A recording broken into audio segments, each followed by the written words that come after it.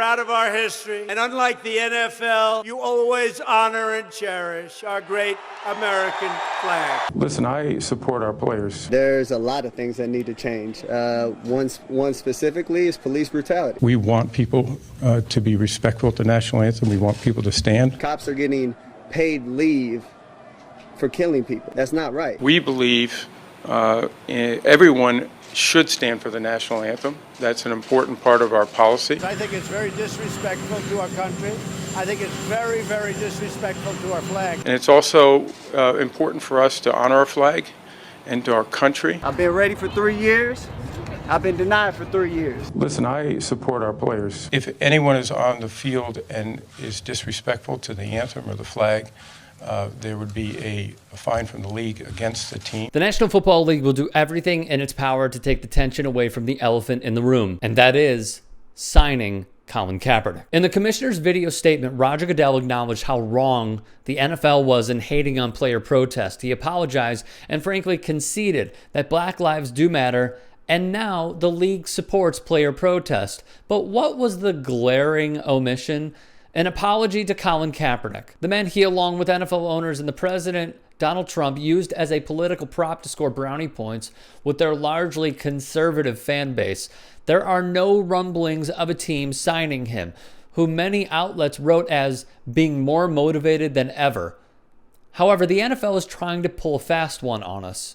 Here's how. The league yesterday pledged to donate $250 million over a 10-year period to increase its social justice footprint. The original question is, it does feel like to me that they are trying to buy their way out of this. We have seen glitzy headlines of the amount of dollars the NFL is donating to just causes. No matter what, you always see that number, $250 million. It's a big number, don't get me wrong. Well, on second thought, is it? As Amy Trask wrote on Twitter, $250 million divided by all NFL teams is only $780,000 per team per year, or what a team spends on a player signed for camp.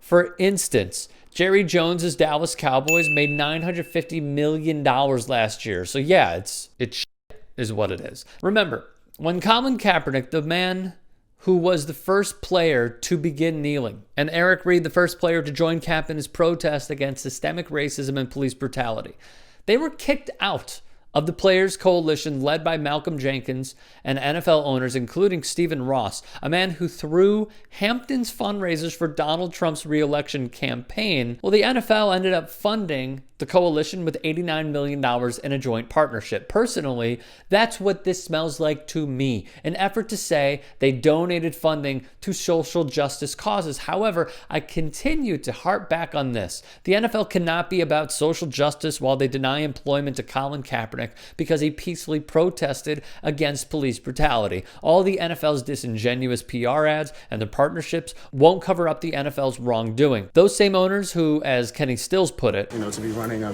nonprofit focused on equality and talking about sports and equality, and then to be holding a fundraiser for a man that we know isn't standing up for that same cause or championing that same cause. My question, are the owners donating their money they save off tax exemptions via this president to give to literal charity? Do they still support the 45th president? Because if so, the cycle of talking out of both sides of their mouth and the repeated hypocrisy will continue. Lastly, as Dave Zirin put it, they should use the money on a mirror. Re-sign Cap, change the name of the Washington football team, hire some black coaches, save your money.